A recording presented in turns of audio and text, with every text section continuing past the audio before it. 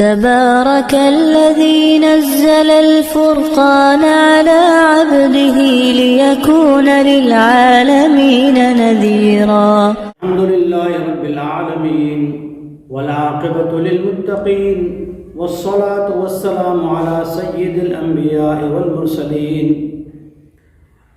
اگلی آیات میں اللہ تعالیٰ نے وصیت جن سے لکھوائی گئی تھی، جنہیں کی گئی تھی وصیت، ان کو اور ورثہ کو آخرت سے ڈرایا. قرآن مجید کا اصول ہے کہ احکام کے درمیان میں، احکام کے بعد آخرت کی یاد دلاتا ہے. اور کلام مجید کا عجیب اصول سنیے کہ کس طرح سے آخرت کا استحضار دلاتا ہے، انسانوں کو کس طرح سے اللہ کے سامنے پیشی ہونے کا جو منظر ہے وہ کس طرح سے بیان کرتا ہے. اعوذ باللہ من الشیطان الرجیم، بسم اللہ الرحمن الرحیم. یوم یجمع اللہ الرسل فیقول ماذا اجبتم قالوا لا علم لنا انک انت علام الغیوب.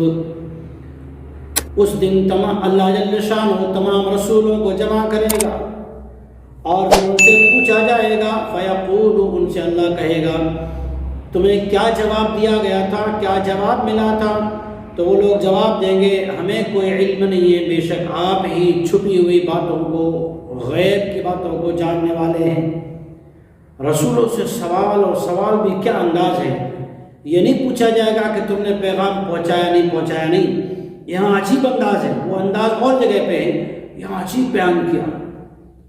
اجیب، ماذا اجبتم، تمہیں کیا جواب ملا تھا جب تم نے قوم کے سامنے ہمارا توحید کا پیغام اور اپنی رسالت کی بات جب ان کے سامنے پیش کی تو تمہیں کیسا جواب دیا قوموں نے؟ اور یہ جواب کہاں ہو جائے؟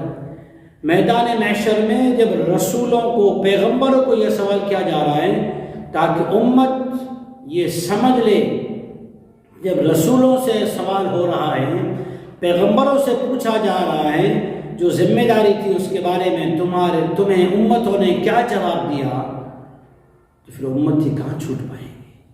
نمبر 2، جب پیغمبر اس سوال کے جواب کے لیے پریشان ہے تو پھر امتیوں کا کیا حال ہوگا؟ ایک اور بات، قالوا لا علم لنا انك انت علام الغیوب، کہ ہمیں تو علم نہیں ہے. ابو عبداللہ رازی رحمۃ اللہ علیہ فرماتے ہیں نبیوں کے سامنے جو ظاہر تھا کہ یہ لوگ ماننے والے ہیں، ان لوگوں نے انکار کیا. یہ ظاہری چیز تھی، ان کے اعمال اور زبانیں تھیں، لیکن باطنی چیز ہر زمانے میں منافق رہے ہیں جو نبیوں اور رسولوں کے ساتھ رہتے، نمازیں اور اعمال ساتھ میں کرتے، لیکن جا کے دشمنوں میں جا کے مخبری کرتے، چمچا گیری کرتے، جا کے وہاں آگ جلاتے، اور جو یہاں راز ہوتے وہ جا کے راز کھول دیتے.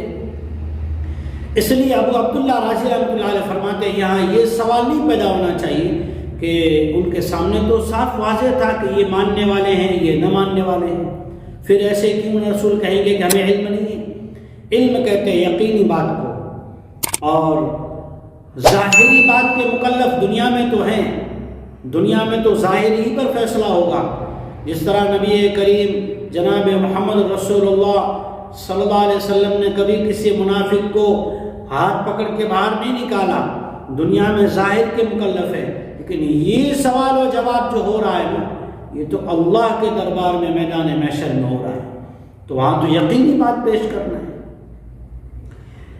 اور اللہ نے نبیوں کو کیا حکمت دی، انک انت علام الغیوب، اے اللہ باطن میں کیا ہے، دلوں میں کیا چھپا ہے تو ہی جانتا ہے. علم غیب کی نسبت انبیاء کرام علیہ السلام نے اللہ کی طرف کر کے یہ بتلا دیا کہ غیب کا علم، باطن کا علم اللہ ہی کو ہے. کسی کو ہونے نہ ہونے کی یا اندر کی باتوں کی خبر سوائے اللہ کے نہیں ہوتی، اللہ ہی کو خبر ہے. اس کے بعد عیسیٰ علیہ السلام جو بنی اسرائیل کے آخری رسول اور پیغمبر ہیں، ان سے کیسا سوال جواب ہوگا، ایک تفصیلی گفتگو ہے انشاءاللہ آئندہ سبق میں.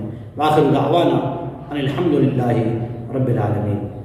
دین کی بات پھیلانا صدقہ جاریہ ہے. ثواب کی نیت سے ویڈیو کو شیئر ضرور کیجیے. جزاک اللہ.